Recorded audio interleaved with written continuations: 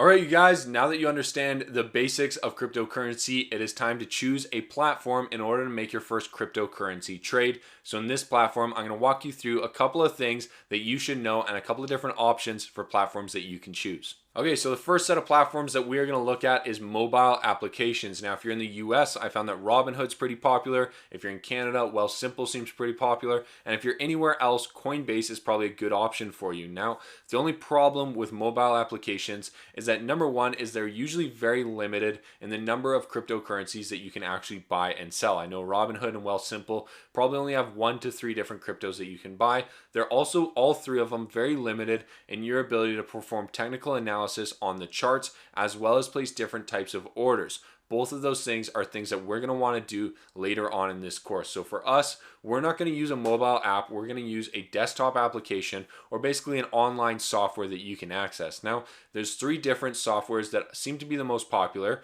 For us, we are going to use Binance. This is by far the world's largest and the most popular. The second one is Catalyx, and then there's Bittrex. Now, these platforms allow full technical analysis, margin trading, as well as a variety of different order types. They give you a whole lot more analysis, a whole lot more control, and a whole lot more in-depth knowledge and information about what you're doing and about the cryptocurrencies themselves.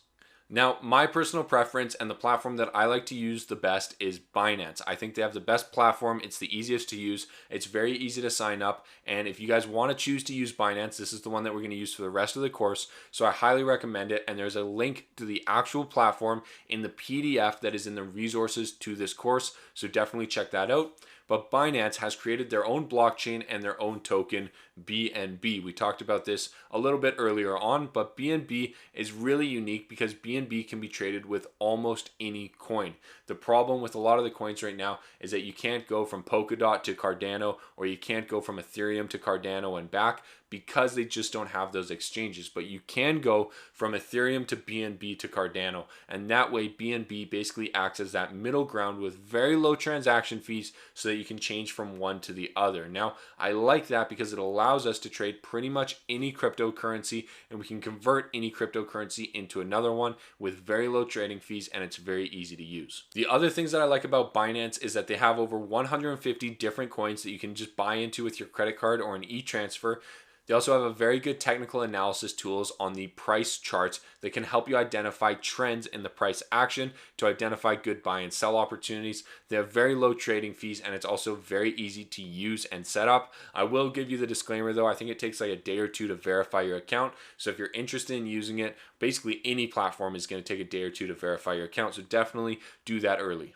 Now, the Binance blockchain, we have to talk about this real quick because this is kind of unique about Binance. They made their own blockchain that uses the BNB coin, or the Binance coin, and BNB can be traded for almost any coin, like I said.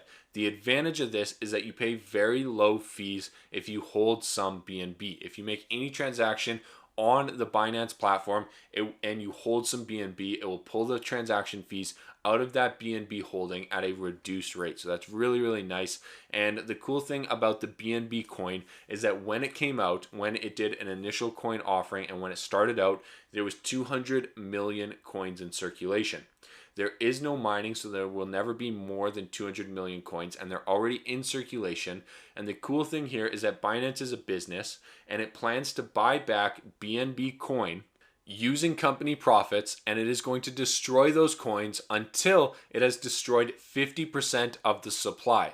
So Binance, as a company, is going to use its profits to buy back BNB coin and destroy it until the outstanding coins comes down to 100 million. Now, what's cool about this is that as the platform grows, the demand for BNB should increase because more people are going to want reduced fees. They're going to want to use BNB to trade different cryptos, and they're going to want to hold BNB because it could grow in the long term. The other thing that's happening here is on the supply side. Binance, because it's a for-profit company that is making money, is using that money to invest back into BNB, and it is buying up those coins and it is reducing the supply. So what's really nice about Binance and BNB and this blockchain is that the demand should increase over time, and if they make money, the supply should decrease over time, and both of those factors combined should have a very large impact on the price. Now, how does this all work together? Well, let me just summarize it for you real quick. Binance is a trading platform and is a company.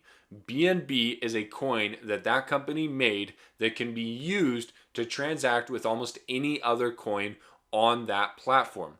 BNB should appreciate in value over time if the company destroys 50% of the outstanding coins, as well as people continue to buy the coin to use it on Binance and save on reduced fees. And so I like the platform. I like what they do. I like how it's set up. I currently own BNB right now. It has gone up in value, and I'm very happy with the entire ecosystem that they have built, which is why I'm sharing it with you and which is why we're going to use it for this course. Now, to get started with Binance is really easy. They accept e-transfers, they accept wire, you can pay with your credit card, and they have over 100 third-party payment providers that you can sign up with and link your accounts to put some money into your Binance and get started. And I'm going to walk you through step by step everything you need to know in order to do that. I'll see you guys in the next video.